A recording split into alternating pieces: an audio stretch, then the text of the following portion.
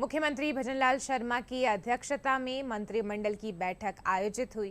बैठक में प्रदेश के औद्योगिक और आर्थिक विकास के लिए Rajasthan textile and apparel policy, Rajasthan data centre policy, Rajasthan logistics policy लाने, नई युवा नीति के अनुमोदन और विश्वविद्यालय के वाइस चांसलर को कुलगुरु की पदवी देने के लिए राजस्थान यूनिवर्सिटीज बिल लाने जैसे महत्वपूर्ण फैसले किए गए। संसदीय कार्य मंत्री जोगाराम पटेल और पीएचईडी मंत्री कन्हैया लाल ने बताया कि कैबिनेट ने डेटा सेंटर पॉलिसी को भी मंजूरी दी है। इससे विश्व स्तरीय डेटा सेंटर इकोसिस्टम विकसित किया जाएगा।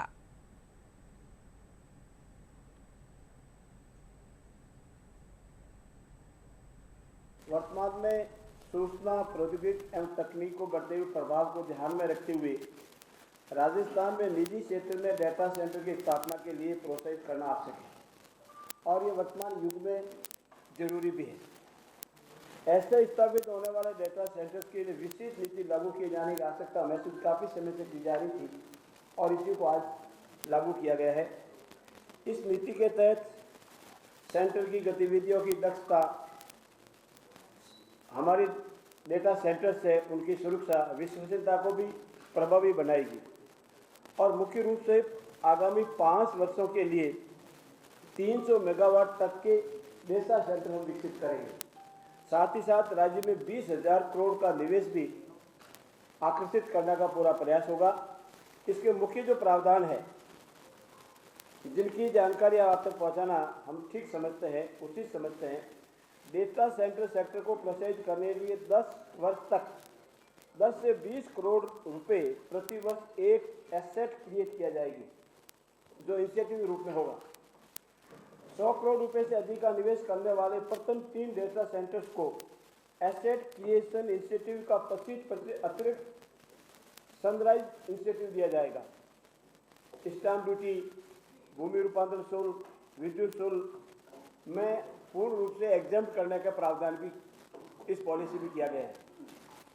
दोहरी पावर ग्रिड को छोड़कर 10 करोड़ रुपए के एक्सटर्नल विकास शुल्क के रूप में भी जो टैक्स लगता है उसमें 100% एग्जम्पशन दिया जाएगा। ग्रीन रेवोल्यूशन इनिशिएटिव के रूप में पर्यावरण को प्रोटेक्ट व्यय की राशि के 50% तक और या 12.10 करोड़ रुपए तक का पुनर्भरण की राशि का भी व्यवस्था की गई है।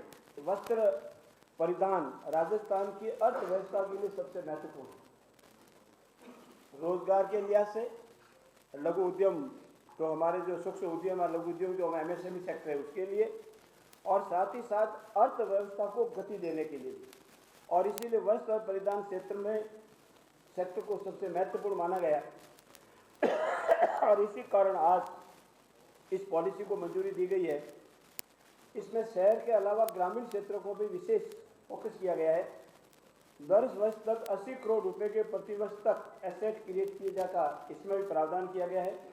भूमि, भवन, क्रय या लीज, आइदर यू परचेज और आप लीज में लें तो स्टाम्प ड्यूटी और पंजीयन शुल्क में कंप्लीट एग्जम्पशन दिया गया है।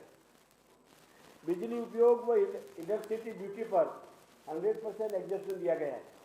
भूमि उपयोग रूपांतरण पर 100% एग्जम्पशन दिया, जो कन्वर्सन चार्जेज है वो नहीं लेंगे। ग्रीन रेवोल्यूशन इत्यादि के संबंध में भी 50% बदल कर गए और मेगा व अल्ट्रा मेगा परियोजनाओं द्वारा स्थापित कैप्टिव अक्षय ऊर्जा उत्पादन संयंत्रों के बैंकिंग, व्हीलिंग और ट्रांसमिशन शुल्क को भी 100% एग्जम्पशन रहेगा। पेटेंट, कॉपीराइट की लागत में 50% रहेगा और सेल दोनों में है। और राज्य में निर्यात उत्पादों को पेटेंट चार्जेस का 25% एग्जम्पशन रहेगा, पुनर्भरण भी रहेगा।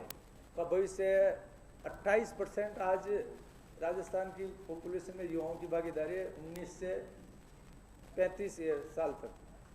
इनका किस तरह से जो एक बेरोजगारी बहुत ज़्यादा समस्या है, समय पे उनका काउंसलिंग नहीं होने की वजह से उसको क्या करना है, किस सेक्टर में उसको जाना है, इसके लिए इस पॉलिसी के तहत आज इस मंत्रिमंडल के अंदर जिस तरह से बजट 2024-25 में मुख्यमंत्री जी ने घोषणा की थी युवा नीति लाने की, आज इसका ड्राफ्ट कैबिनेट में आया गया।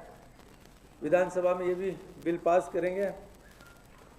जिस तरह से बच्चे के अंदर किस तरह से अच्छी एजुकेशन हो, उसका अच्छा कौशल हो, स्वास्थ्य, रोजगार, उसको क्या आइडिया है, किस तरह से आज हरित राजस्थान में किस तरह से उसकी भागीदारी नहीं, इसके लिए स्टेट से लेके जिले से लेके ब्लॉक से लेके हर पंचायत सेक्टर पे वहाँ का जो ग्राम सचिव से लेके उस किस तरह से बच्चों की काउंसलिंग हो, एक ये पॉलिसी के तहत इसमें भी हमारी सरकार काम करने जा रही है।